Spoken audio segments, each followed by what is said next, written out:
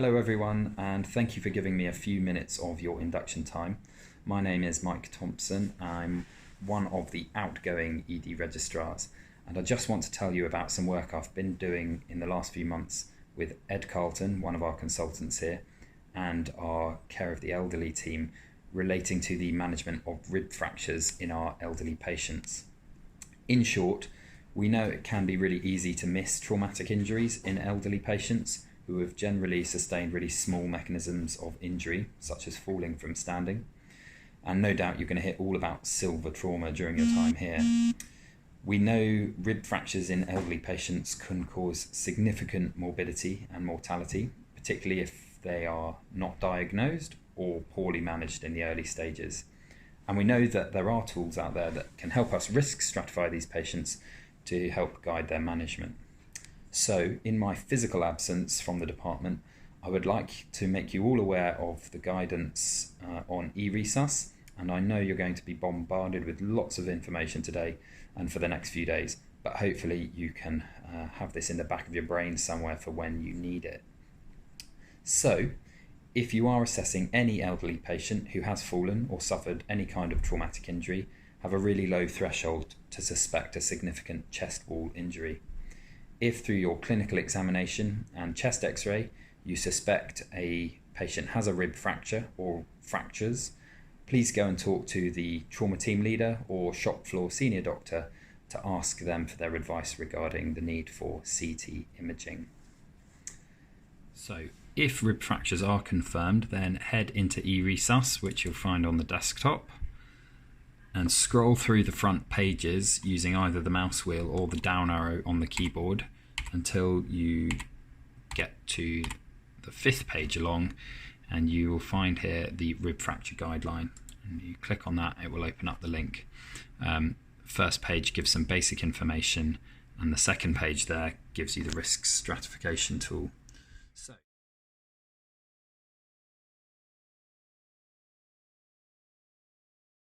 So imagine we have a 75-year-old lady who has fallen and clinically sustained a single rib fracture, which you may or may not see on chest x-ray.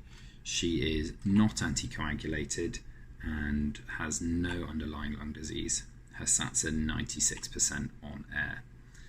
That would give her a total score of 0 plus 0 plus 0 plus 3 plus 7, and the total score down there would be 10.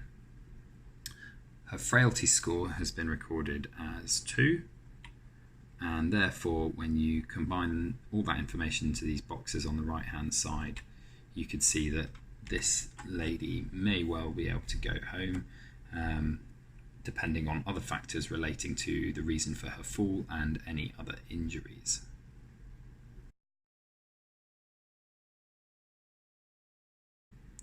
If we run a second example, imagine we have a 92-year-old man who has had a fall and has an examination and chest x-ray suggestive of several suspected rib fractures. After discussion with a TTL, a CT of the thorax is organised and 3 rib fractures are confirmed. This patient is anticoagulated for AF, has no lung disease but does have SATs of 93% on air, and adding up 2 plus 0 plus 4 plus 9 plus 9 would give you a total score of 24, I hope. The frailty score is documented as 5, and therefore you can see that we would consider admission to this surgical ward for observation, complex analgesia such as a PCA, physio input, and an early recommendation for CALS or complex care review. I hope that all makes sense. Remember, we are aiming to improve outcomes for these patients and hoping that by using this tool they get to the right place for the right treatment first time. In summary, think about trauma in all elderly patients who've sustained any small mechanism of injury, and think about chest wall injuries specifically. Seek senior help if you're unsure whether CT scanning is appropriate or not, and then use the rib fracture guideline on eResus to help you stratify your patients and record this score in the notes would be brilliant. Thank you again for your time. If you have any questions, please email me or have a chat with Ed Carlton or Shraddha, one of the other ED junior doctors, for assistance. This is a great place to work. I'm sad to be going, but I'm sure you're all going to have an excellent time, and I will be back to find out how all this is going. Take care. Bye.